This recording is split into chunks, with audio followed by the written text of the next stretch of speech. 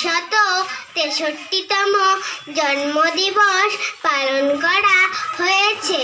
আমি স্বামী বিবেকানন্দের কিছু মূল্যবান বাণী আপনাদের সামনে তুলে ধরব। স্বামী বিবেকানন্দ বলেছে, যদি তুমি সত্যি মন থেকে কিছু করতে চাও তাহলে পথ পাবে, আর যদি না চাও তাহলে অজুহাত পাবে।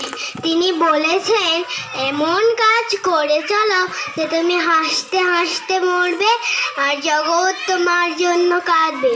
তিনি আরো কিছু কথা বলেছেন যে, কাউকে নিন্দা করো না, যদি তুমি সাহায্যের হাত বাড়িয়ে দিতে পারো তো দাও। তিনি এও বলেছেন যে, ওঠো, জাগো এবং লক্ষ্যে না পৌঁছানো পর্যন্ত থেমে না। সাহসী লোকেরাই বড় বড় কাজ করতে পারে, তাই সাহসী হও। শুধু বড় লোক হও না, বড় মানুষও। ঘৃণার শক্তি অপেক্ষা প্রেমের শক্তি অনেক বেশি শক্তিমান।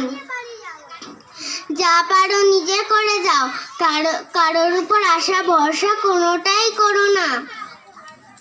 আমি বিশ্বাস করি যে কেউ কিছু পাওয়ার উপযুক্ত হলে জগতের এমন কোনো শক্তি নেই তাকে বঞ্চিত করার জন্য।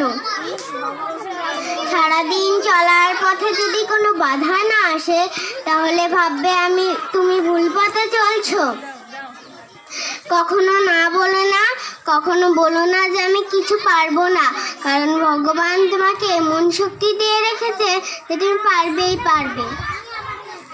আগুন দিয়ে যেমন লোহা চেনা যায়, তেমনি মানুষের ব্যবহার দেখে মানুষকে চেনা যায়।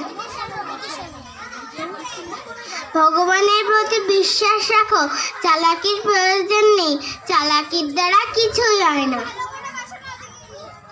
বর্তমানে স্বামী বিবেকানন্দের বাণীগুলো আমাদের মেনে চলা খুবই প্রয়োজন। নমস্কার।